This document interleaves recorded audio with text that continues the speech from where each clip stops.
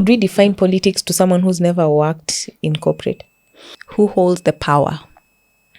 Almost always it comes up in terms of who's aligning with who. And who do people perceive to have power in what? Be on their good side. Yeah? Make sure you know what it is that it's a lot of observation, and you have to be really, really observant. What would make their day easier? Welcome to the Studio Little Bold podcast, where vision meets execution, creativity finds clarity, and mentorship unlocks potential. I'm your host, Abigael, and this is the space for designers, dreamers, and change makers looking to build bold ideas and shape the future of interior design. Hi guys, welcome back to our channel. Today I have Jacinta on set. Jacinta, karibu sana. Thank you. And thank you for keeping time. Karibu sana. Yeah. Please introduce yourself and tell us anything you want people to know. Ekele hapo. All right. My name is Jacinta Serem, or Chepkemei Serem. I am the co-founder and creative director at Vinka Interiors. Good. Yes. What do you guys specialize in, or what do you guys focus in, or do you do everything interior design? Not everything, but most of, we do commercial spaces, retail spaces, residential spaces. We sort of just go across the board. Oh, really? Yeah. I typically don't do commercial, or not so much, unless it's within a development. No, we do. Yeah, offices, office spaces, restaurants, clubs. We love clubs. Nice. Yeah. Wow. How long ago did you start? My own career or No, the company. company 2011. Wow. So you've been there for long. Any business that's been there more than 3 years, I'm usually like, now Yeah. wapea pongezi. Because what? Yeah, it's quite some time. Quite some time. Let me take you back a little. Uni, did you go to school or no? I like that. Of course I did. No, actually I have a couple of guests who've not. Oh, yeah? Yeah. All right. So I studied interior design at the University of Nairobi. Specialized in interior design from the 3rd year to 4th year. It's a four-year course, as I'm sure you know. What about you? Where did you go? Maseno. Oh, yeah? Maseno Uni. Me, I was in Shags. That's On not the sure. other side. Wait, have you been? No. It is Shags. How you can tell me. Okay, I don't know how it is right now, but because it's been a couple of years, but yeah. Because you know, Kisumu and Maseno are not the same place. They're close to each other, but Kisumu now is more like, okay, a bit of a city. But there it was like, okay, once you're there, you're there. You're stuck there. You're stuck. Although I intentionally chose that side. Oh, yeah? Oh, wow. Yeah, because my sister, so when we were making the selections, my sister was in USIU. And my parents have a home in Nairobi. Yeah. And for my parents, if you get a school in Nairobi, you have to be a day scholar. And she was like, she didn't have a good time in uni because it was, Right next to home. right next to home. And it was, she didn't get to, just live life a little. So she's like, you go far. So when you're applying, just ekelea that one. And me, I was like, okay. You missed out. We used to walk into the CBD with slippers. You're worse than the guys who are doing slides now. We used to race along Moi Avenue in the middle of the night. It's pretty fun. Wow. How lovely. Wow. Let me ask, you said you're a co-founder.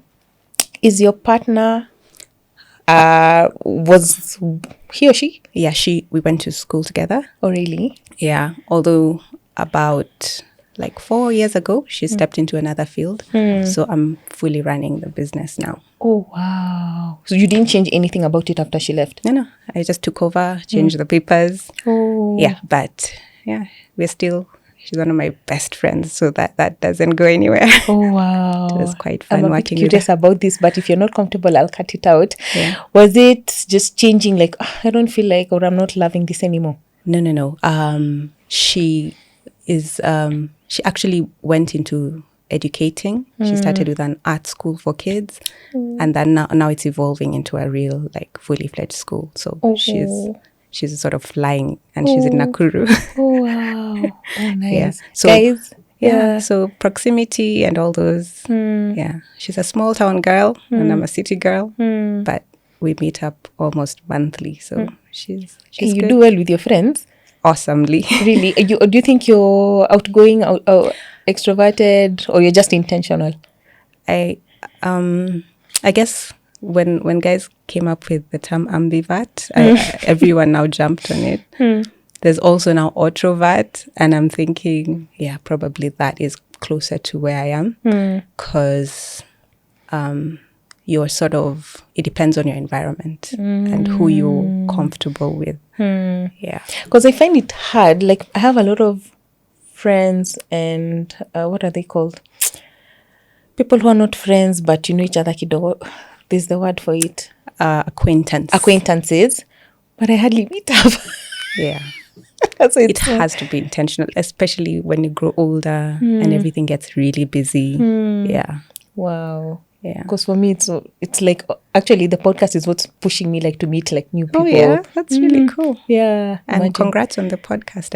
I think it's a great idea. Thank you. Yeah. Thank you. I really hope that the podcast can educate people, create awareness, like make people decide with clarity. Is this something I want to do, or this is just not my thing, you know? Because you hear other people's stories and all that stuff. Hiya. Let me ask.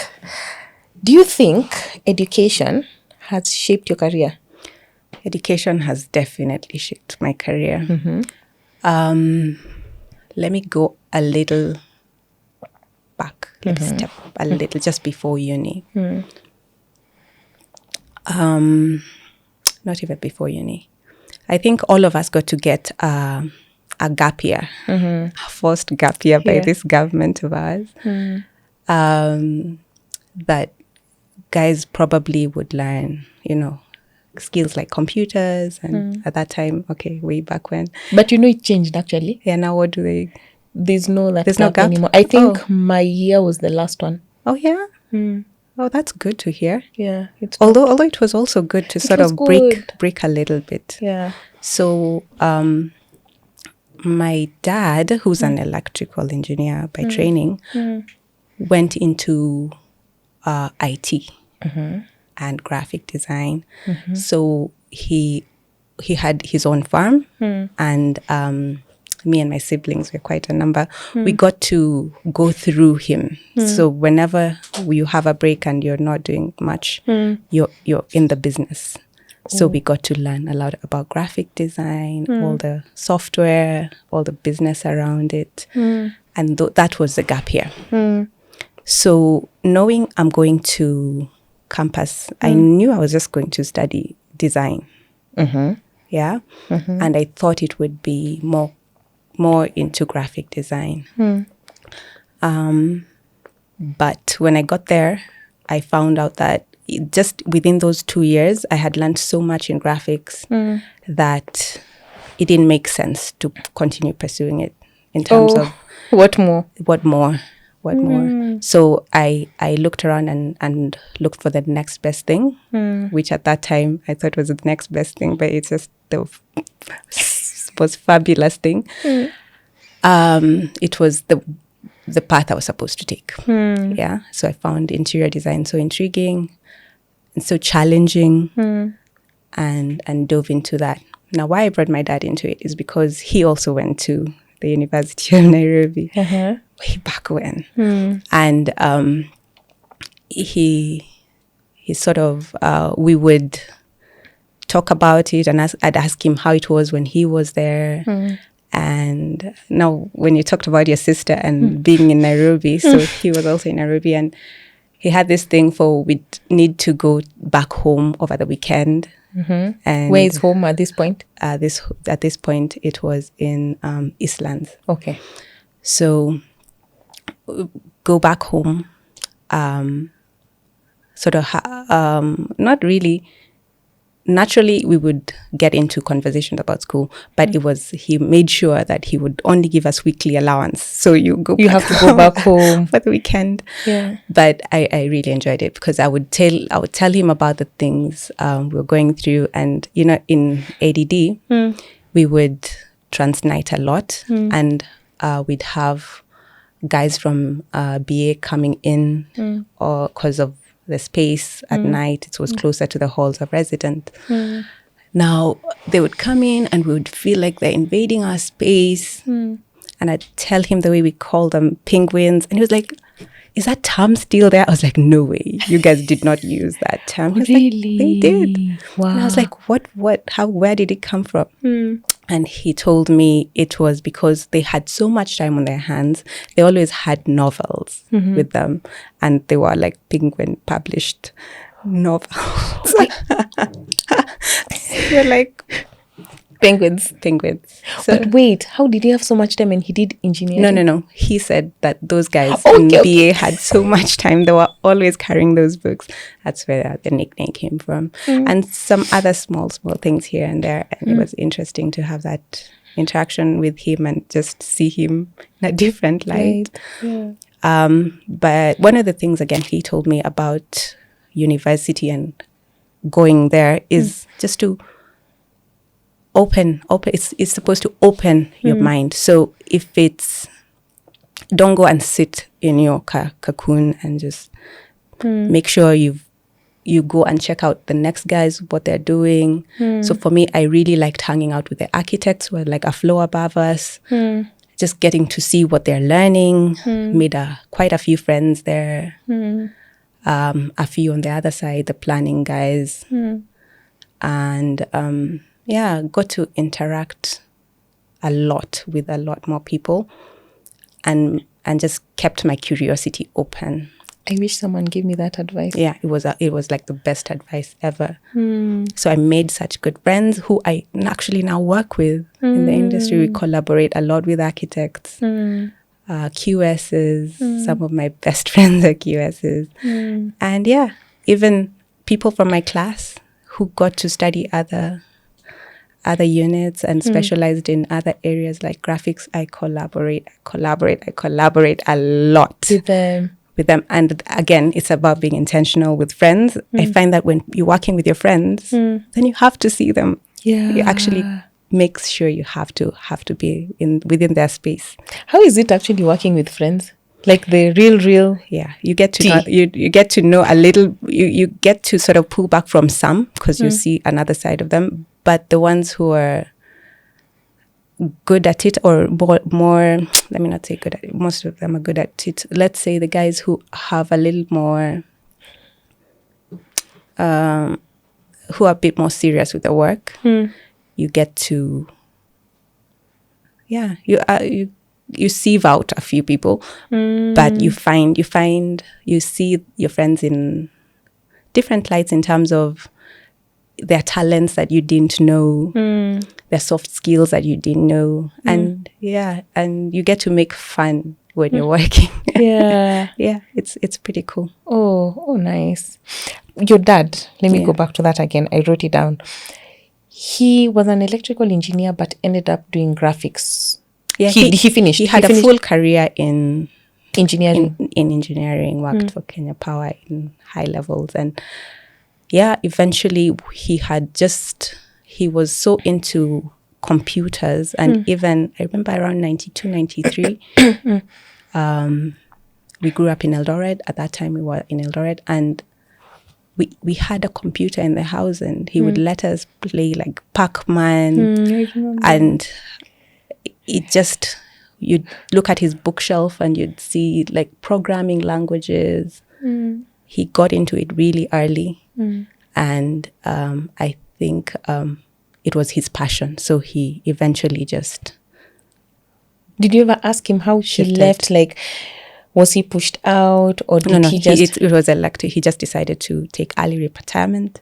Wow. And jump into business. So that means if he was a lot older, it was way later. It was way later. Wow. Yeah. It's very rare to see. Not way later. It was early retirement. So I can't remember his age at that time, but yeah, we were still in school. Oh, okay. Yeah.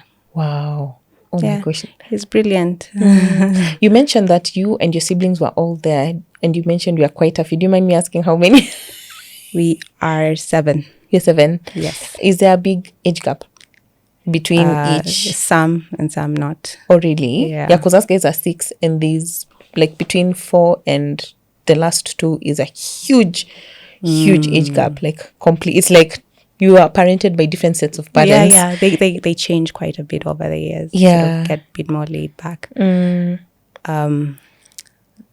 Yeah, no. It was fun growing up, especially in Eldoret, especially all the space in the world. And it's good that you brought up childhood because I don't know. I've talked about my dad so much. Let me shout out, right. Mommy, I love you. You don't fight. I don't have fights. But my mom, let me go back a little further again. Man, there's a lot of foreshadowing. It's okay. But yeah, they were not conventional in terms of career choices. Yeah, they were really open to, I guess maybe because we were many, and they didn't have to have a doctor, they didn't have to have a lawyer. They sort of just looked at our talents and allowed us to flow in that direction. And for me, from an early age, I was so good with art and, just art stuff. And yeah, my mom really jumped in there in terms of, I would just keep asking for, colors and sketchbooks and different types of pencils. And she was so good with that in terms of just making sure I have what I need. They never made me feel like it was a less than. Yeah. Oh, really? Yeah. I would go with my drawings to them and they would just, do what they're supposed to do. But I was really good. So yeah, they allowed us to flow a bit into that. And my siblings are super supportive, and I'm pretty lucky in terms of the social side of life. Actually, about your siblings again, let me move. The 2 things I needed to ask, or I'm just curious. How was your experience working with them? Because I know at that point now during the gap year. Yeah. How was it? Yeah, that's why you're asking about the distance. So almost always we had, our firstborn is a bit more distance. The secondborn is second, third, fourth, fifth. We are almost like 1 year. So we were really like teenagers together, did all the stuff together. And even our friends group really commingled. So during that gap year, we almost always had the two people in the business, let me say. Oh, so it was not all at once. No, not all at once. Whenever you're in there, you're here, you're there, yeah. So some of my bros got into graphic design totally and went with it. Yeah, the rest of us went different ways. But how was it like working together with your sibling? Working together like in the business. In the business. Oh my gosh. It was just like my siblings are quite interesting people. We get into it a little bit, but but you're so used to them and you know them so well. It doesn't even faze you. It's just like, yeah, I know you. That's who you are. So it was just like being at home. It never really felt like we are working together. And how was it working in your parents' business? Now that's a whole other dynamic. Would someone come into the space and know automatically these are his kids? Yes. My gosh, we're like photocopies of my dad. No, leave the look in terms of like just privilege and, how you get work ethic. No, we would work just as hard as everyone else, if not more. Yeah, we got to be sent KYMs. We blended with the office environment very well. Really? Yeah. So there's no one time like your dad is like being a bit soft on you guys? He was never soft. He's soft now but at that time he was pretty strict, and I liked it because it sort of just prepared us for the business world, for just the harshness of it. So again, let me take you back. Was it, so you're at gap year, was it by force that you're idling, come here and work? Yeah, it was not optional. But for me, it was better than being at home anyway. Yeah. Wow. So it was entertaining. What do you guys feel like? Do you want to know? I guess you could say no, but it was better than being home, in my opinion. Yeah. And then you also mentioned your parents looked at your talents and allowed you to like flow. Other than you articulating, like they were saying, oh, I'd like some colors, I'd like to do A, B, C, D. Is there something particular or special that you just remember from your parents that was like, oh, so nurturing with regards to your talents and careers and stuff? Any one particular thing? Yeah. I cannot. Let's say, for example, there's this lady who homeschools her kid, and her kid is very, very well mannered, very articulate, very responsible, very small kid actually, and the kid does everything, including pottery, including woodwork, like woodwork, pottery, swimming, karate, whatever. So, the normal curriculum in school, maybe guys are in school up to like maybe midday, go for lunch, and then you have sports in the afternoon or something like that. That kid is everywhere, like Monday is pottery, Tuesday swimming, Wednesday is karate, Thursday taekwondo, Friday motocross, like a whole array. Was it something like that, or no, we'll just nurture you as you come? I don't think that's sort of a new concept in terms of parenting. During our time, we I guess we were lucky that we had siblings around us all the time, so we could sort of almost always have teammates or for games and things like that. But they generally just let us go out and play and back when you need to, and have your chores. I don't see anything in particular, but just, I guess, getting us in terms of structure and making sure you have a well-planned day, you have chores planned out, and you have siblings. They supplied enough siblings. Like the well-planned day. Do you mind me asking, how was your typical day like as a child? Let me not say as a kid. As a child. Yeah. And as you're thinking about that, how do you think it's connecting to how you are today? Yeah, I like that. Yeah. So, typical day would be wake up, make sure your chores are done. What was your chore? Do you remember? Well, always, so we are 3 girls, so it was always cool to sort of, if it was dishes, my sister would wash, I would rinse, my other sister would dry, just coordinating and things like that. Maybe that's why I like collaborating. So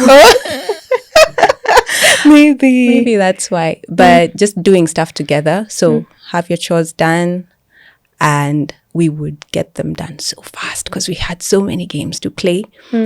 And sort of by the time we were 10, we were cooking. And the thing about having older siblings is that if they're doing it, you are doing it, because you're always looking up to them.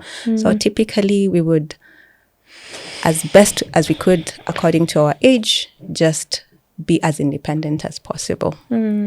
How it's reflecting now. Was there reading time? Was there? I guess not particularly, but we knew we had to get it done. So you had to figure out at what point. Oh, there's no schedule. There's no schedule. Nimekupanga. No. You just had, you had your chores. You sort of course, time for play, and you just figure that out amongst yourselves. Yeah. In terms of how it's reflecting now, I find that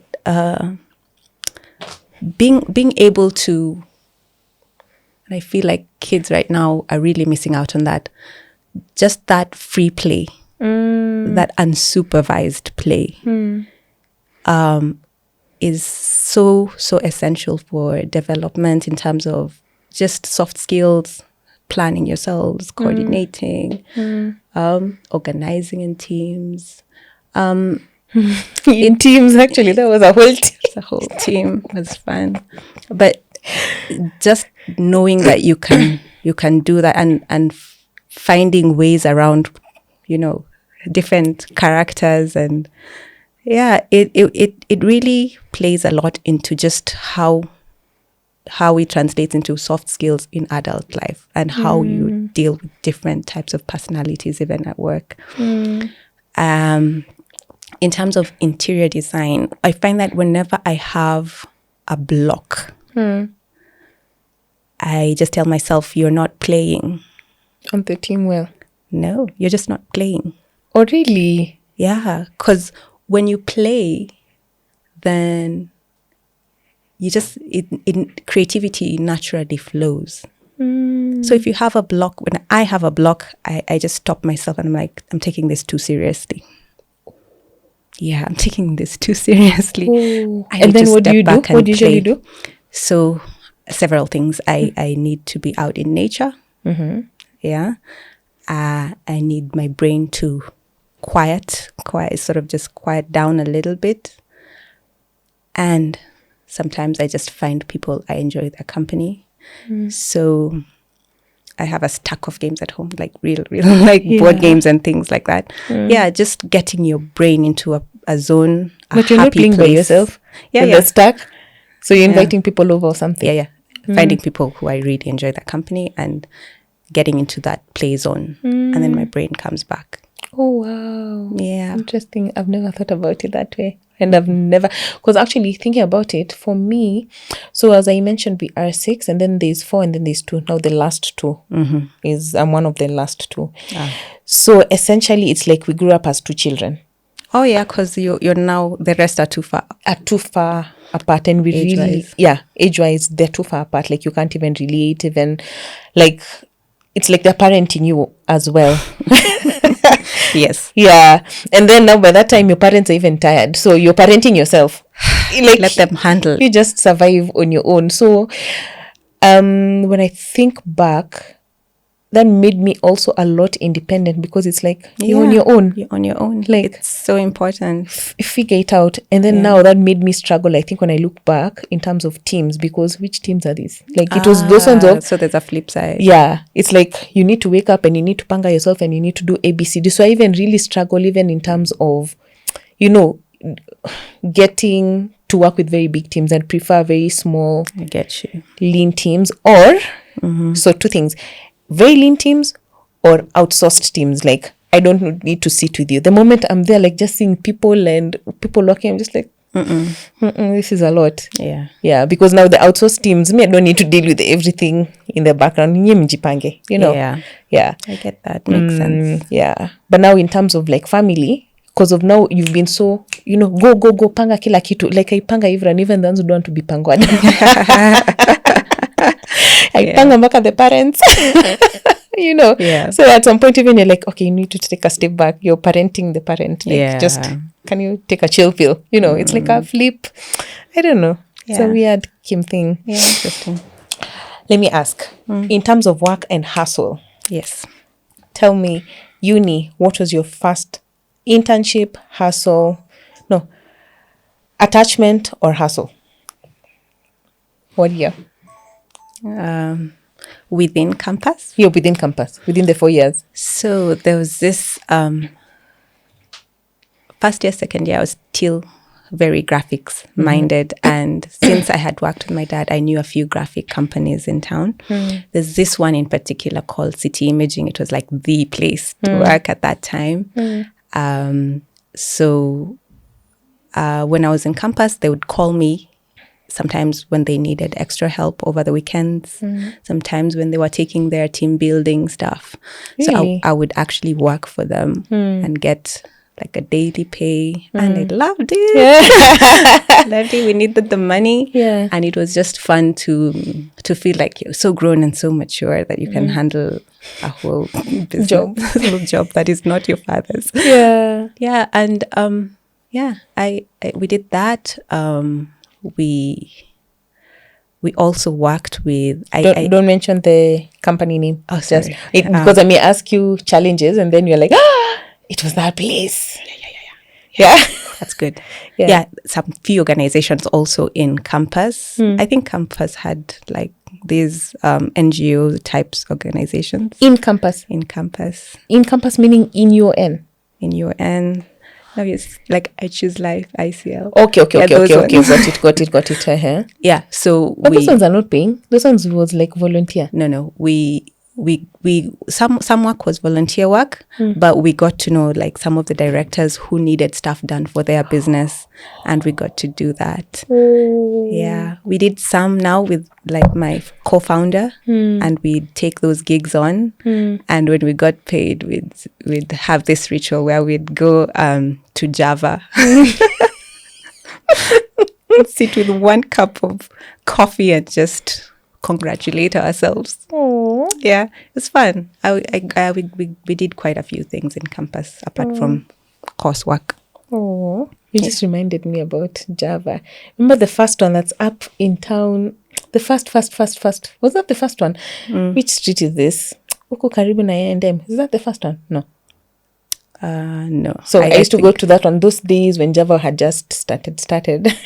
Besides the podcast, Yeah. I used to go on a date by myself. Yeah. On Sundays. Yeah, Java was like the place to be.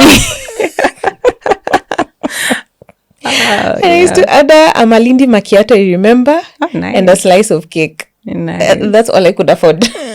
And you just extend that hour as far as you can.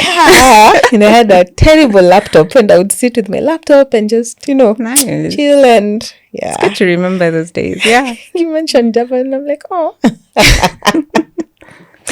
Tap yourself. Yeah.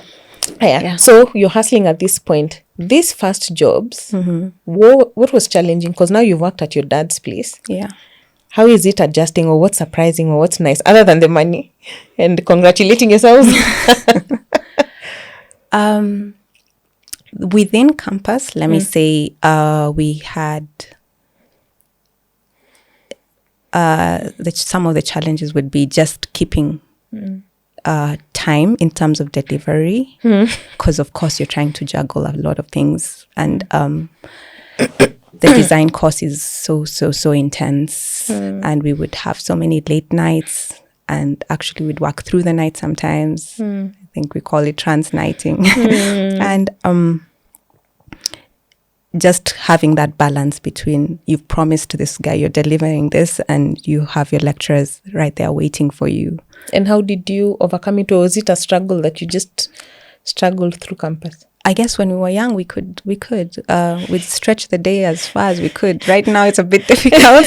So at that time, you were keeping on. You're like, okay, Just do it. It's difficult, but you're managing. Manage sleep is for weekends. Yeah.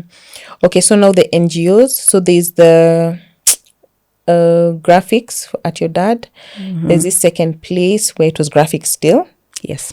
Then you do the NGO hustles, the gigs here and there. Yeah. Is there anything else you do? Do you actually do an interior design attachment? Or No. Within no. During school, I didn't get to do any interior design. I found that very interesting because as guys, before you graduate, it was mandatory. Yeah. I think And it's a I've heard a good lot practice. of EON guys saying, Yeah, no. we didn't get to do that. Yeah. Okay. But it would have been really good too, because we jumped in and we were just drowning. Okay. Then you leave uni. What do you do first? Do you get employed? Do you just do other hustles? What do you do? So left uni and just got into most of what do you call them, interviews. So some companies, like now I can't mention them, would come. Some bigger companies would come and actually ask for the most recent cohort and call us for interviews. Others we would just have to find them ourselves. On your own. Now, what I told you about not staying in your cocoon, that's where it actually bore Helped. fruit, because one of my first jobs, I was called by one of my architect's friends. Oh. And he just called me. He's like, we need a designer. Oh. And don't tell my boss I told you. But yeah. They didn't ask him directly for a reference. He actually just of course, when you're in the office and you know that we need a designer, and he's heard that. Yeah, he's heard that there's an opening for interior designer, and he's like, just send your CV here. And yeah, I sent it. And again, graphics plays in because I did a bomb CV. Yeah. Oh, you didn't attach a portfolio? I did a beautiful one. Oh, wow. That he could not call me. Oh, really? Yeah. It was like, this is what made me call you to this interview. And he was an eccentric guy, my first employer. I won't name names. He's brilliant mind and quite like out of the box thinker, and got into like most of our clients at that time were parastatals, and he actually had enough charm and in my opinion to convince really like, what do I call them, stiff government officials to just do like curvilinear designs and interesting stuff. Yeah, it was fun working there. And my second employer, again, I was called by one of my classmates and got into now that was mostly architectural. So there I got to learn a lot about space planning, the technical aspect of design. Got my ArchiCAD expanded into crazy. I really learned a lot there. And now from there, then my next employer, I was called by now one of my classmates, actually. He was working there. It's like, we need someone. Like, sure. And there I got to learn more of the interior design soft side in terms of fabrics, furniture. And I loved that also because they got a lot of international high-end brands. And yeah, when I told you that we jumped in and almost drowned, I remember one of the clients was a high-end hotel. I'm trying to keep names. Yeah. That we were called to, they sort of had a running contract in terms of maintenance and revamp and renovation. And one of my first site visits was to one of, so I got to get into the hotel, check the hotel rooms. And my project manager at that time was a wonderful lady.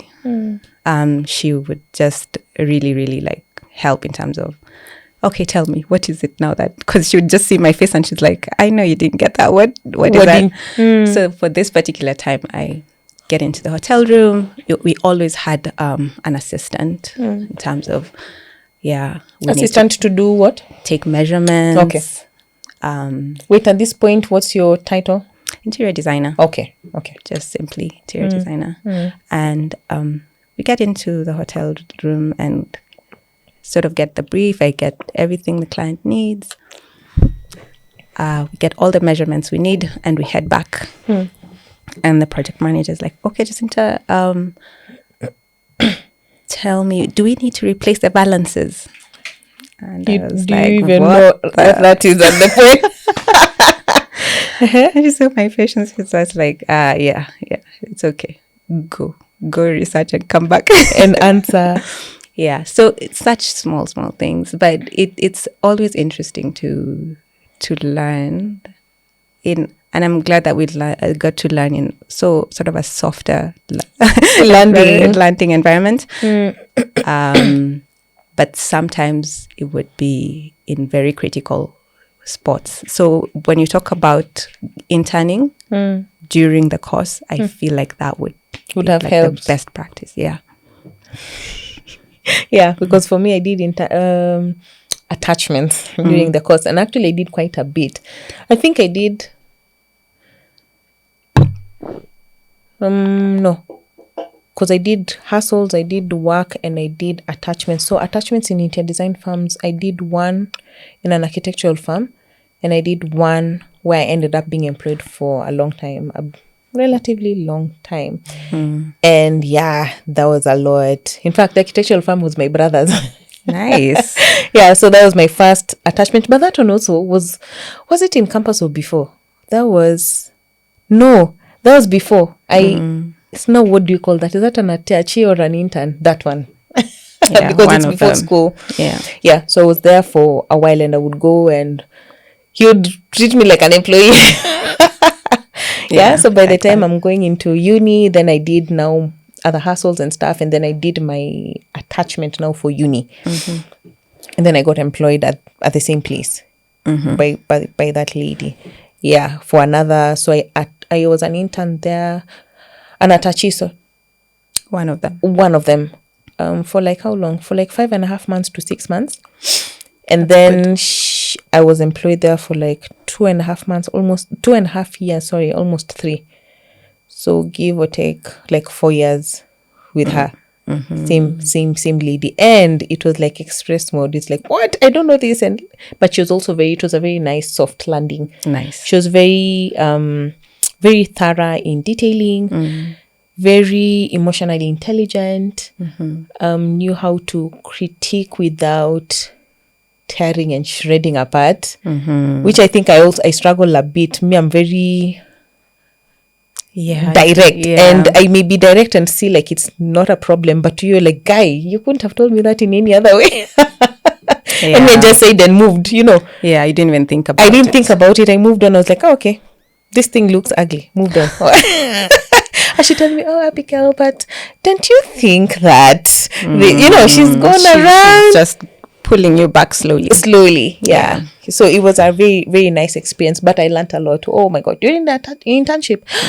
Oh my gosh. And she used to mark like our drawings, like nice. An exam, and write for and put 12 mm. She'd even make us put the 3 mm under the door.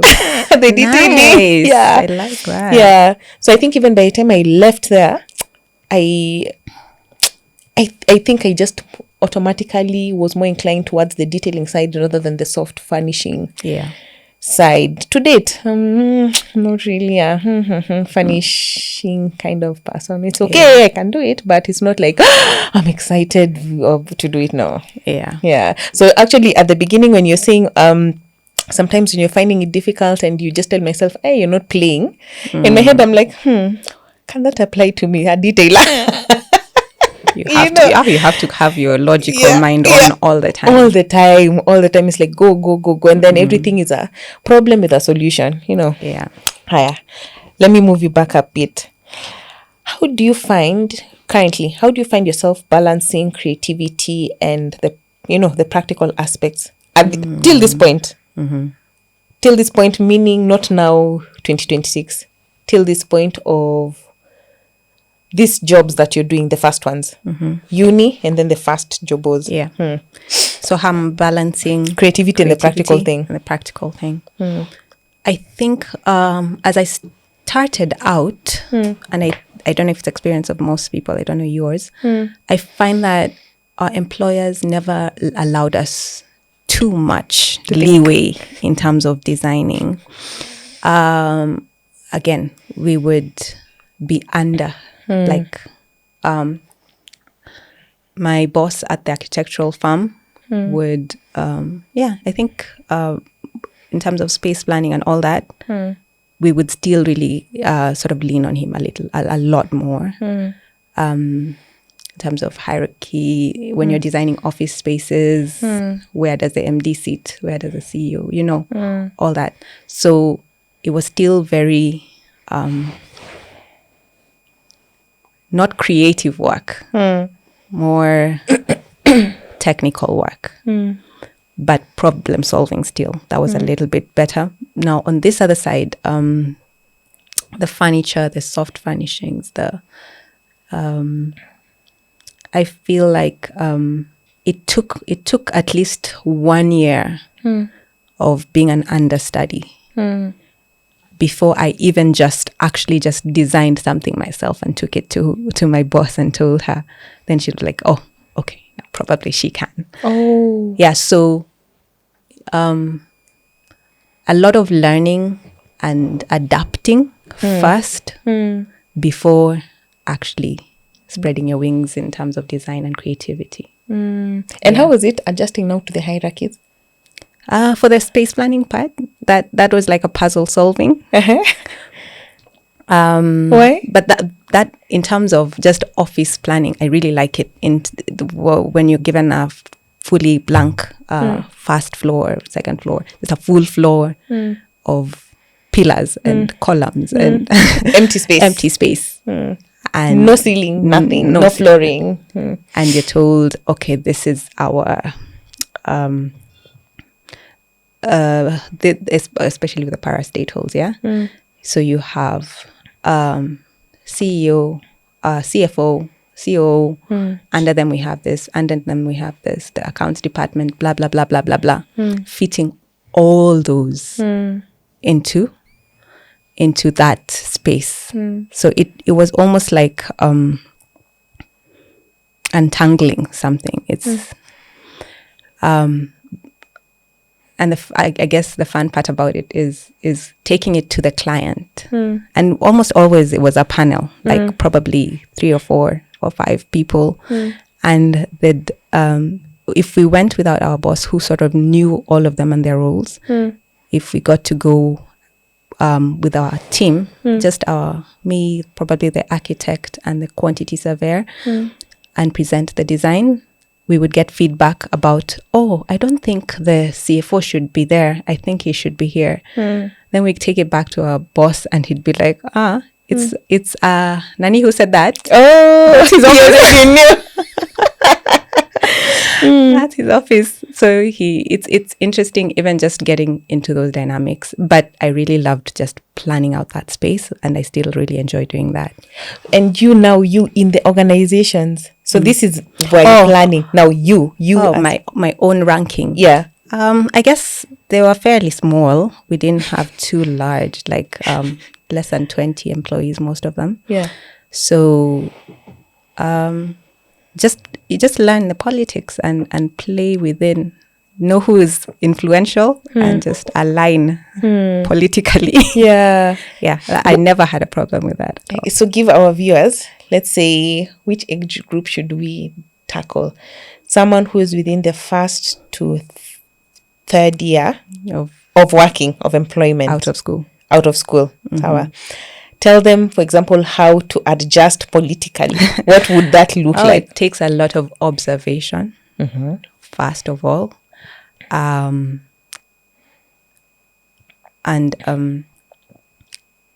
decide. I think you have to decide what it is you want. Are you looking to learn and move on? Are you looking for more of a long-term employment? Just look at it in your head and decide, okay, I'm here to learn. This is the best person to mentor me in that direction. If it's hit and run, it's a different strategy. Probably be a bit more adventurous and take a few more risks, knowing that you don't have to be, because it also sort of just gives you a bit of grit. And see where the chips fall.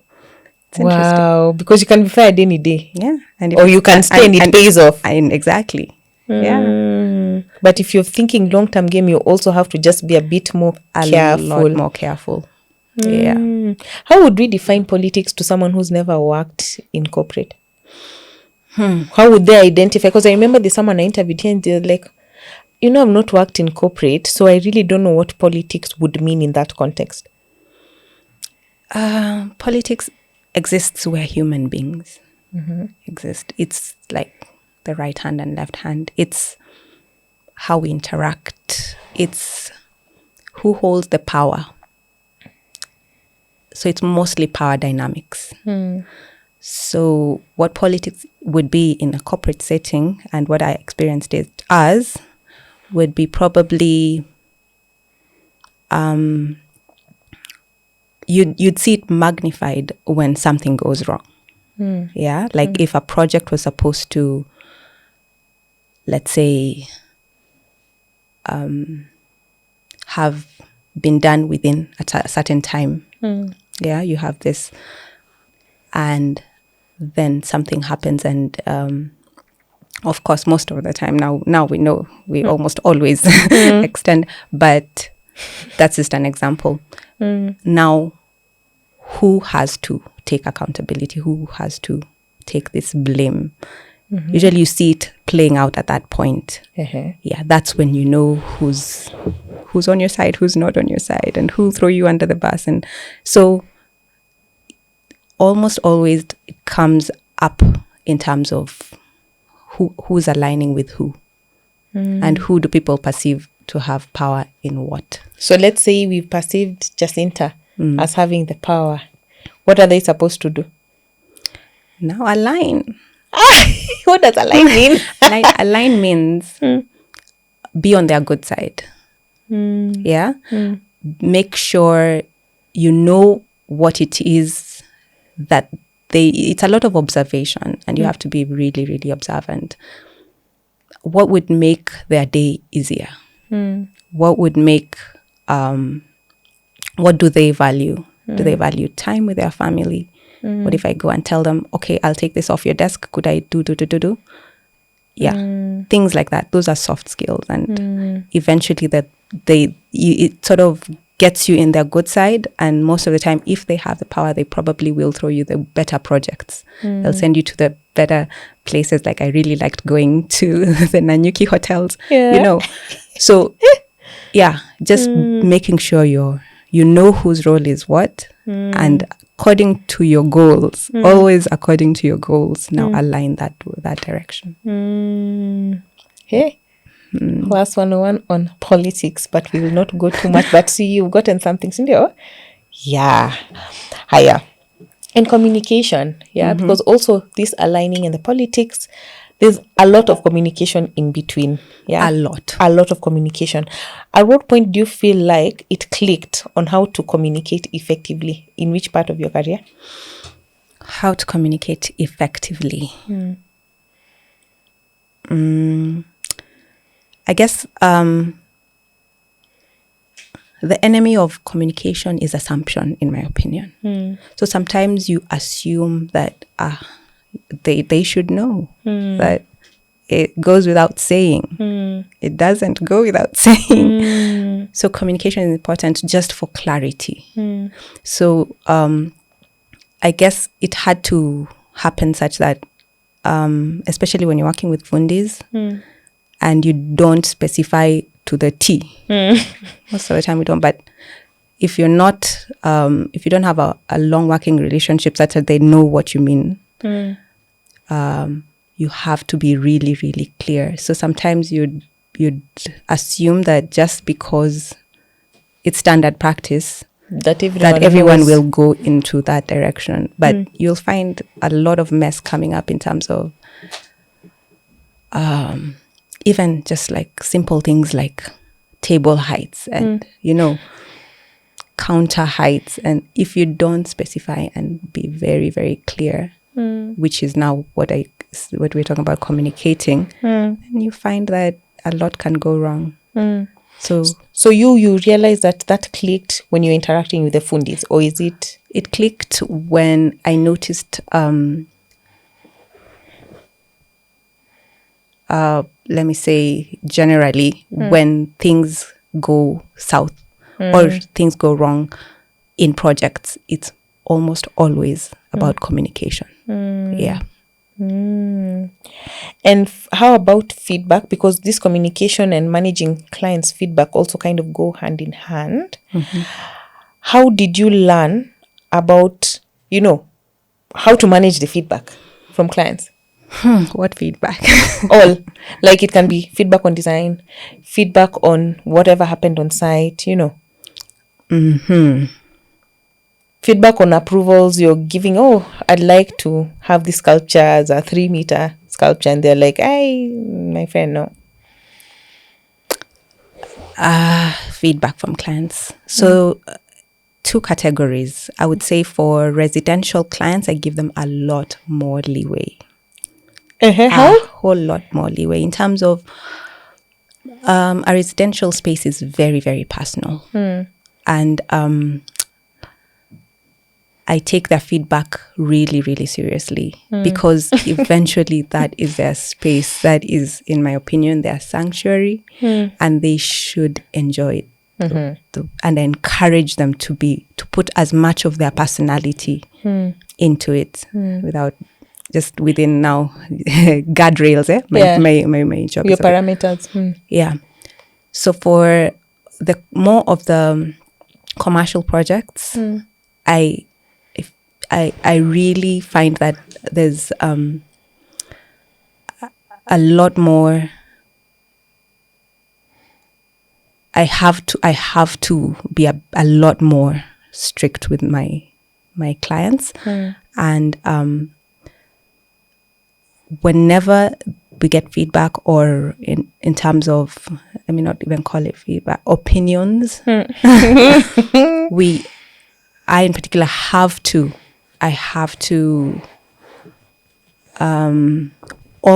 almost always just really, really explain what this space is for, what the function is for, and guide them in this direction, because there's very little space for personal opinions. Input in commercial spaces and more public use spaces. Yeah, so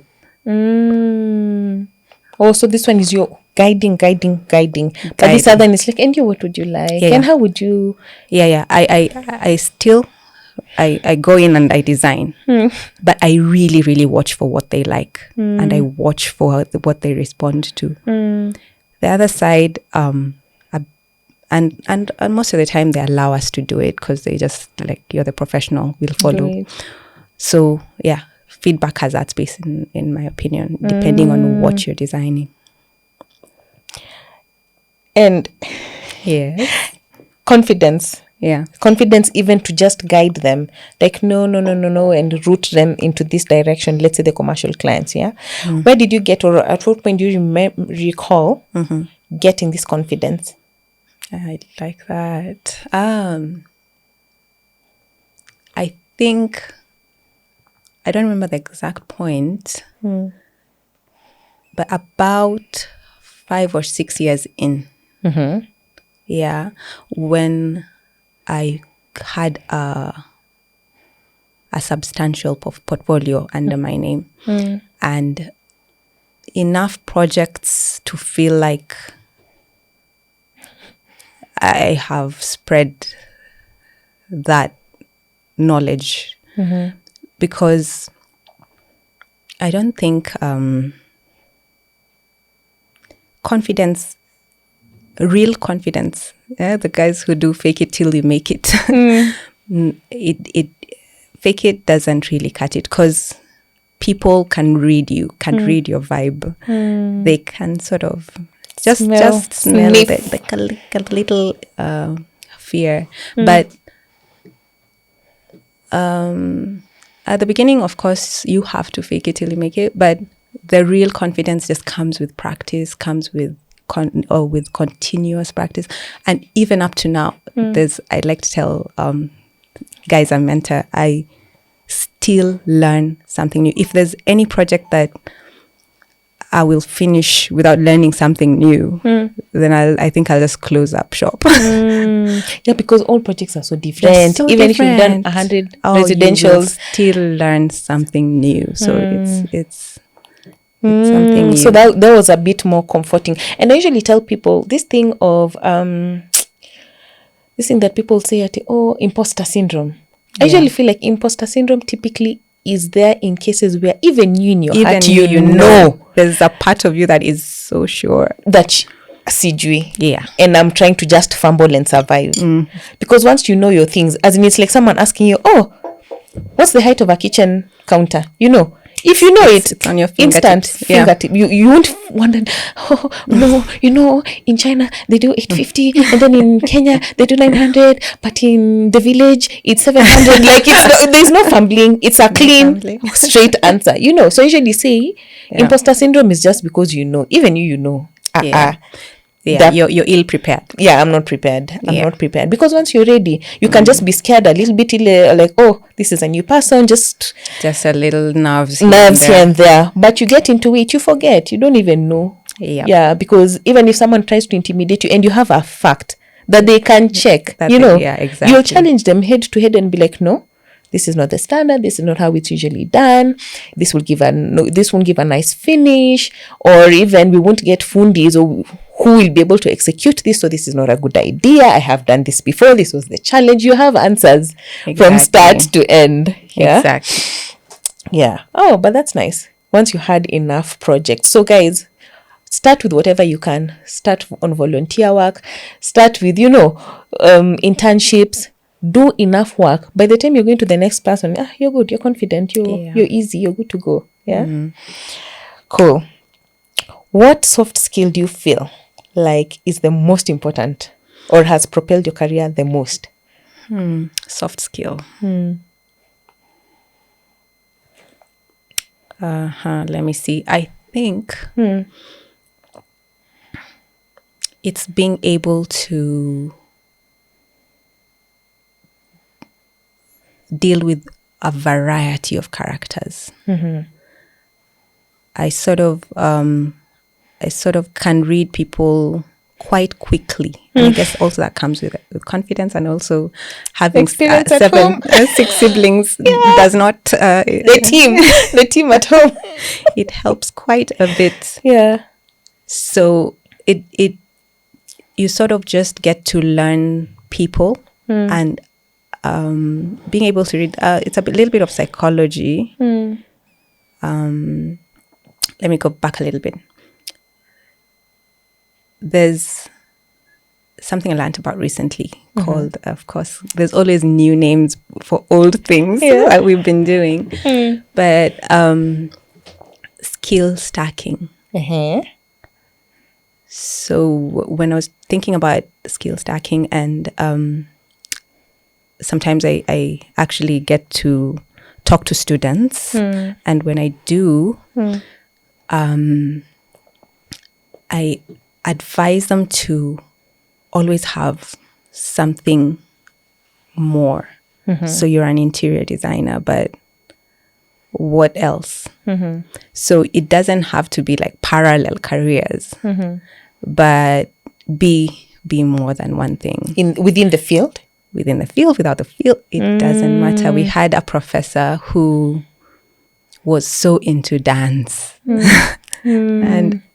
And she would actually encourage us to, she would actually go to the Conservatoire of Music. Is that Kenya National Theatre?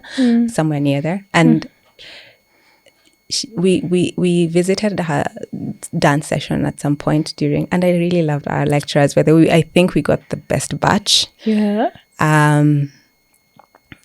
We'd see her dance class, and when we'd go back to class, she'd really just be like, can you...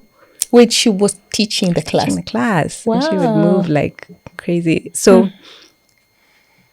for her, she said she felt like dance allows you to feel the space, experience the space, just experience space in a different way. Yeah. And as you do that, you understand it in a different way. And when you're designing, you sort of understand the human form in a different way. Wow. So that was interesting. So if you're thinking of hobbies, whatever it is, have something more than what you have, and it feeds into when you're stuck. You have something to sort of unstick you. It doesn't make sense, but yeah. Now, when we're talking about soft skills, let's go back there. Wait, before we go back there, so yours are still on skill stacking. Other than walking, you take walks and stuff, which you said no, the podcast. That's different. That's different. So what skills do you think you've? Graphic design. Oh, okay. It's crazy. It's amazing because I still have to use it. We do a lot of presentations. If at all I am not in a team where I can bring in a graphic designer, I can still fall into that role, and it's pretty tied together. Fashion design, it's really related to design, as in things that bring in, just open your mind. So for you, with the fashion design, what? No, that's not mine. That's just an example. Yeah, but that was actually my co-founders, and she was really good at that also. Sorry, you were asking something. I've forgotten. Sorry, like fashion design. Yes, for fashion, I was wondering if that's part of your skill stack. No, it's not. It's not. Personally, That was just an example. It was just an example. For me, it's graphic design. I would say, I wouldn't say illustration, but more like just, art in terms of the painting and drawing. And again, that really also helps us in presentations and getting like really, really fast feedback from your clients. Because sometimes you're thinking you have to go back, draw, get your renders, get your drawings, come back, get feedback. But if you're gotten into a good rapport and you just sketch it out a little bit faster, you're like, what do you think about this and this? That moves, that moves your stuff very fast. So yeah, soft skills. Are we going back to soft skills? Wait, before soft skills, put it here, pin it. All right. Before soft skills, you mentioned, wait, let me write because I'll forget. Soft skills. You mentioned the guys you mentor, and this you've mentioned twice, early on and now. So who do you mentor? Do you mind telling us? A few young designers. At least I've got to mentor like 3. But also through some of our associations, I would like to mention. Yeah, sure. So like so Architectural Association of Kenya, AAK, have an interior designers chapter. So we get to do a lot more in terms of reaching out to universities and going for talks and just getting to interact with them a little more. So I like doing that, and that one allows us to hit a lot more people than one-on-one. But yeah, yes, I do. Oh, so I thought when you had mentioned it, I thought it's like on a separate. No, I've done a few young designers. But as an internship or a proper mentorship? Oh, not an internship. Mentorship in terms of meeting once in a while. Oh, okay. Like checking in. And most of them are like sort of employed in different firms. Do they find you or you find them? Your mentees? Again, it's through the associations. Okay, got it. And then you just build something intentionally on the side. Yeah. So again, it's a lot about chemistry and who you gel with. It's not everybody. I find that I gear towards a lot of the younger ladies, but I'm open to just mentorship because I guess it also helps me to keep grounded, and they also have a different view of things. And as we get older, we have to appreciate that the young guys actually, in terms of trends, and they see a little more of what you wouldn't be in the space to see. So I get to also see design in a very different perspective through them. Okay. Yeah. Now we go to soft skills. Okay. Finally. We are finally back. But yeah, the soft skill that has helped me the most is that just being able to interact with different types of personalities. And that also comes from family. It is exactly where it comes from. And I appreciate that. Wow. Actually, funny, there's a guest we had, I can't remember which episode, Edmund. And he mentioned I think them were, was it 7 or 10 siblings or something? Yeah. And he was like, hey, I learned how to manage people or deal with people because this one ni kisirani, the other one is, So by the time he's coming out into the field, he's also sort of like, oh, that contractor is just usually kisirani. Yeah. It's okay. It's not personal. You're not feeling it. And you know how to deal with different characters. Yeah. Yeah. Wow. It's a superpower. I think so. So everyone who usually feels like big families are a challenge on any sasapa. Yeah. Cool. So as I'm just trying to wrap up or wind down, I'd want to ask, who would you want to advise? Think about who you want to advise. Is it someone who is trying to figure out whether they want to do interior design? Or is it someone early in the career? Or someone who's worked quite a bit, yeah? So think of the persona first. who I'd like to advise. Who want to advise. And then give them a piece of advice that you feel you needed to be told earlier or would take them a really long way.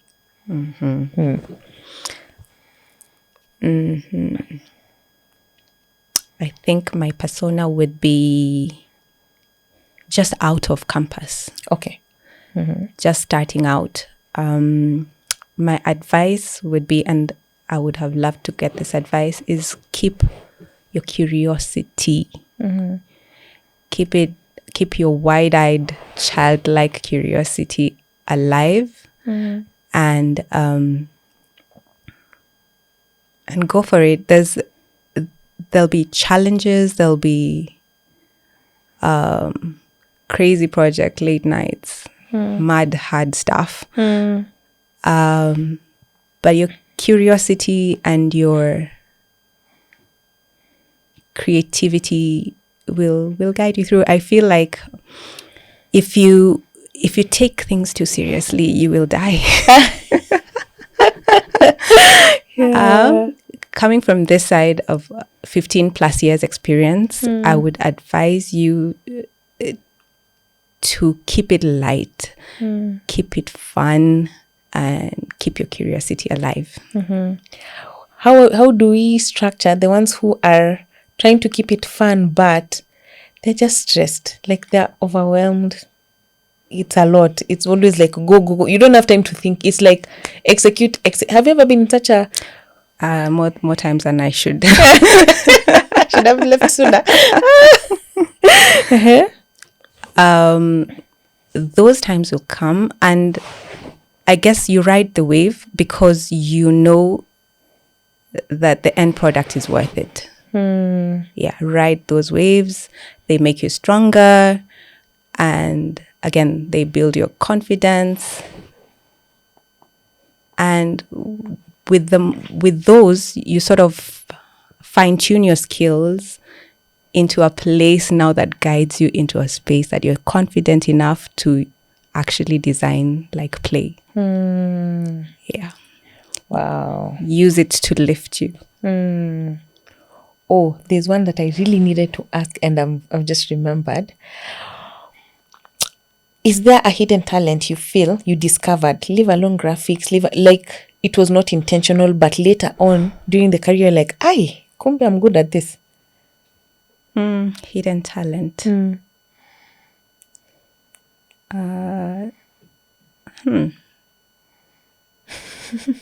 I'll give an example. So, like for me, I'm really good at creating SOPs. What's that? Standard operating procedures. So like, that anyone else you are so logical, my dear. Yeah, exactly. Yeah. So I'm more on the logical side than the creative, although I have now my creative stints here. My creative stints here and there, but you get, so I'm very good at just sitting and seeing, okay, this is what we want done. How do we break it? Who will we do it? And for each person, what do they need to do from step 1, 2, 3, 4, 5 first to finish? Step 2, 3, 4, 5, like that. Yeah. Oh, so you found you have a structured mind and you're really good at and funny, creating structure. This one, I got it at my first employment, actually, because it was a really, really, really small firm, interior design firm, and she just didn't have the manpower to hire a lot of people. So it was more like, okay, you're doing everything. Nasaidiana too. You get, and I usually say this a lot and laugh about it, including cooking chai for the office. Used to distribute and be like, okay, Jacinta, tomorrow is your day. And I took on like petty cash and stuff. So I used to distribute you're the one who's doing what. So I used to just panga people. Then later on, it was like, oh, okay, come I just panga everyone, even people who don't want to be pangwad. Interesting. And then even at some point, I came out of interior design, and then I went into operations. Then I was an operations manager of an interior design firm for a long time. Then I went back into design because now when I started my firm, it's like, okay, you start your firm, it's you. So you have to go back into design a bit unless you start directly with having a big team, You can't start directly with a big team, So, and I always came in and out of it. Even right now, it's like I've gotten back into operations because this essentially is just an operational role. Yes, it is. Okay, I'm trying to think as you talk. A skill I did not expect to have that I discovered. Or anyone has told you? Has anyone has told you anything that you're like, okay. I guess it would just go back to still people handling. I can really manage People. big teams, Oh, really? even on site really well. Yeah. The teams include the fundis or consultant teams? Even or? consultants. Yeah. Okay, not manage, but sort of Coordinate, yes. Coordinate with and that's pretty day easily. to day. That's day to day stuff. Pretty easily, yeah. I really don't like day to day stuff. Yeah. I like setting people in motion. Like everything you need, I set you Your up. big picture. Big picture. Yeah. And I break it down for you. And after that, like, can someone else follow up if you've done what I've said needs to be done? I don't need to. In fact, there's so many moving parts. Yeah.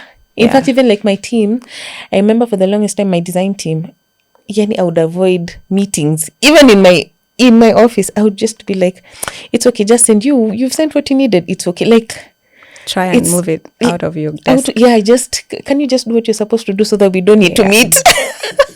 Yeah. Last but not least, what do you think, or do you have one challenge throughout your career that turned into a valuable learning experience? Okay, like that. One challenge. So many challenges. A big one that you like, hey, this one. Sorry, a challenge that turned into a learning experience, a valuable learning experience. Should have thought of that before this, yeah? No, it's okay. Challenge that.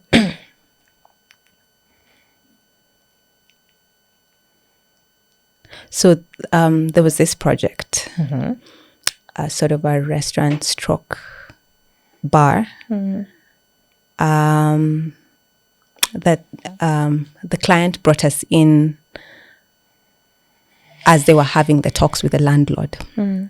So we were assured the landlord was a salesman. He was like, yes, I know we have challenges with, at that time, clubs were having issues with being in residential areas and noise restrictions. They're like, don't worry, we've soundproofed everything. This space we planned for high-end restaurant, club, assured.